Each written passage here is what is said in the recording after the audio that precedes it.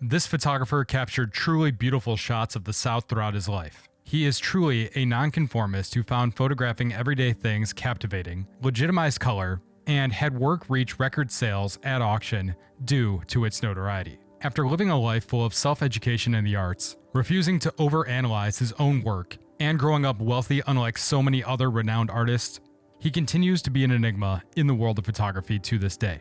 This is Street Smarts Volume 14, William Eggleston. One of Eggleston's contributions to the world of photography is the idea of the democratic camera.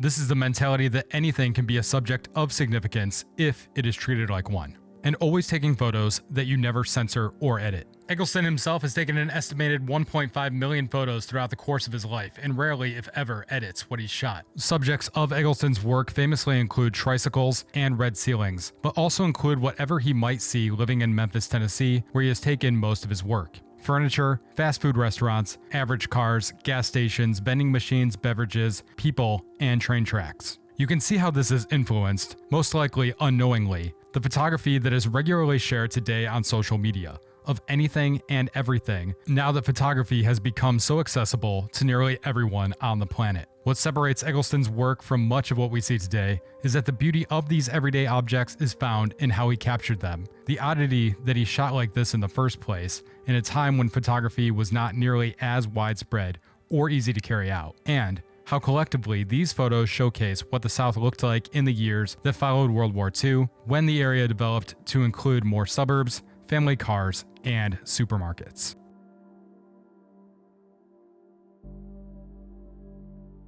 His ability to photograph and what he chose to photograph were a result of the environment Eggleston was born into. He grew up in a wealthy family, so unlike many artists, he did not have to work or face any sort of real adversity when it came to practicing his art while trying to stay afloat. In his childhood and adolescence, Eggleston had the luxury of taking on new creative endeavors however he saw fit, teaching himself to play piano, working with electronics, drawing, and learning to take photos. Throughout his youth, he always followed artistic pursuits instead of the athletics or hunting that took up the time of his peers and was typical of boys in the South. In early adulthood, Eggleston started many educational ventures, but never got a degree, even though he oddly enough ended up teaching at Harvard for a few years and has a passion for quantum physics, which he leisurely reads about to this day. During his time attending university, he discovered the work of Robert Frank and Henri Cartier-Bresson, both of whom inspired him and appear to be just about the only photographers to ever do so. In regard to Bresson's The Decisive Moment, Eggleston stated that it was the first serious book I found. From many awful books, I didn't understand it a bit, and then it sank in, and I realized, my God, this is a great one. Outside of a few photographers, it seems like Eggleston is hardly a fan of photography at all. Half of what's out there is worthless. The only pictures I like are the ones I've taken. Overall, he was no stranger to moving towards whatever he became curious about. This plays into how outstanding and unique his photos are when considering that they are in no way attempting the more highbrow photography of his day, and are essentially him shooting whatever he wanted to, with whatever kind of film he wanted to use.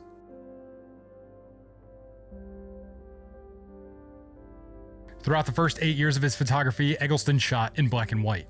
In 1965, that all changed when he switched to color. Color wasn't taken seriously at the time for anything other than commercial and family photos. Bresson even told him, "You know, William, color is bullshit," a statement that Eggleston clearly ignored. He is credited as the Godfather of Color Photography, since he held an exhibit that pushed the idea of using color for street into prominence at the Museum of Modern Art in New York in 1976. Which at the time was heavily criticized. The New York Times labeled it the worst show of the year, and another critic called it perfectly boring and perfectly banal. All of this didn't bother Eggleston a bit. He wanted to see things in color because the world is in color. And the fact that the show was at MoMA heightened the reputation color had for street. His work stood out because of the highly saturated way it was produced. Eggleston relied on a dye transfer process to create his prints. This process was extremely costly, could only be carried out by professionals trained in the process, and was something Eggleston felt his photos needed to look specifically how he wanted them to look. Dye transfer is hardly used anymore and is typically seen as outdated, but Eggleston continues to produce his work in this way today.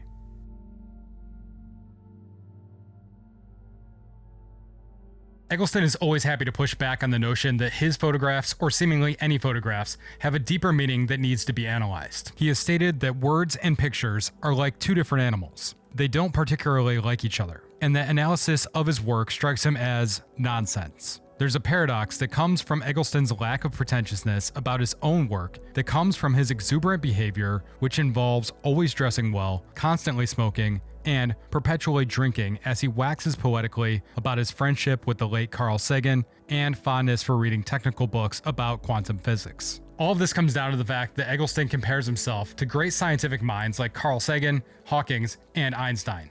I think we're doing the same thing, strange as that sounds. Physics sums up very simply, like photography, probability. Not to be confused with possibility or what can be accurately predicted. It's something that probably will happen. This probability comes from the fact that he knows that he's mastered the compositions, angles, and colors that are found in his photos. So there's no particular reason to search for meaning. A picture is what it is, and I've never noticed that it helps to talk about them or answer specific questions about them, much less volunteer information in words.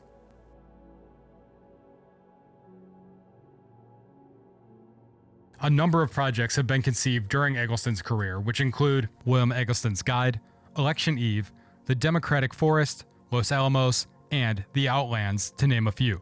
Each left their mark on his legacy and show how he worked in different ways from other photographers. Election Eve was the first book published by Eggleston. It contains 100 photos and originally had only 5 copies put to print, which make it Eggleston's rarest work. The photos are of Jimmy Carter's hometown of Plains, Georgia, and showcase what the town looked like during the lead-up to the 1976 election that Jimmy Carter ended up winning. None of the photos focus on Carter himself, but rather the calm of his hometown and everyday scenes within it when it was so close to calling one of its own President of the United States. The Democratic Forest, although it sounds like it had slight political connections as well, does not at all. It's a 10-volume set of 1,500 photos that was released in 2015 after an exhibit of the same name. The series is a collection of photos shot between 1983 and 1986 that was originally released in 1989 with only 150 photos. The Democratic Forest stands apart from Eggleston's other projects in the fact that he traveled outside of his usual stomping grounds of Memphis to Dallas, Pittsburgh, Miami, Boston, Kentucky, and the Berlin Wall to put his camera to work and create photos. These idealized photos broaden the expression of Eggleston's constant notion that anything and everything can be worth photographing. He does this by showing mundane things as if they have a level of significance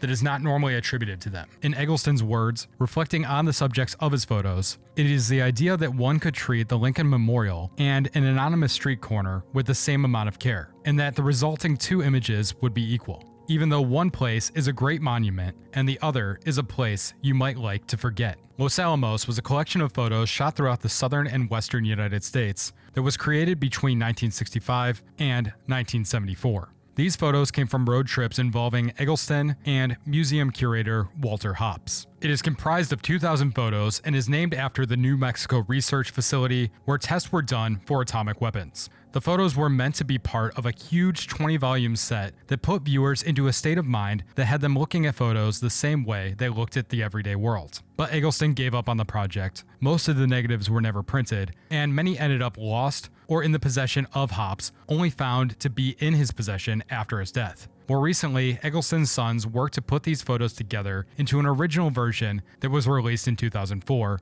that was later expanded upon in 2018, when more of the photos Hopps had in his possession were found and put into sequence to create a book titled Los Alamos Revisited. The Outlands focuses on how the American South evolved during the early 1970s. The work contains 90 photos that are accompanied by a fictional text by author Rachel Kushner that envelops the viewer into the world that Eggleston has decided to put on display by telling a story of hitchhikers finding their way around the Deep South. The photos from this project remained unpublished until last year. These photos were produced at the same time as William Eggleston's Guide, which is a book that includes the photos from the groundbreaking MoMA exhibition, which established him as a pioneer of color photography and is probably his most well-known work. These projects and others have led Eggleston to produce tons of work that has potentially different amounts of value based on who is viewing it. In terms of overall value of his work to the art world, if you look at things through a monetary lens and feel that equates to true value, Eggleston's work has pulled its weight in that regard. In a 2012 auction, 36 of his images sold for a collective $5.9 million. One of the photos from this lot set a world record for a single print, selling at $578,000.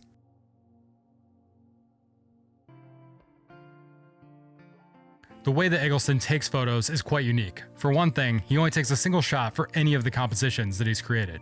I have the personal discipline of taking one picture of one thing, and that is it. One image is quite enough, I think. If something doesn't turn out, it just doesn't. I don't worry about it. To make selects and check composition, he turns the photo upside down as a way of looking at it from a new perspective, to see if it retains balance regardless of how the photo is rotated, and to confirm that there is or isn't something out of place. In these single photos, dubbed to have a snapshot aesthetic, that have gone on to inspire well-known directors like the Coen brothers and David Lynch, he shows us that anything can be a captivating subject and that frames don't necessarily need to have living subjects to catch our attention. And he'll seemingly take a photo of anything. But when asked what makes him decide to shoot what he's going to shoot, and if he ever decides not to take a photo he originally felt inclined to take, he responded, "That doesn't happen." He is steadfast in the belief that he will only lift the camera to his eye if he knows he's going to take a picture. In terms of the format he shoots on, he says, "I still use film. I never use digital. It's not the waiting process of film that I like. It's just that I understand it so well. I have a lot of digital cameras, but I never use them. I don't understand them."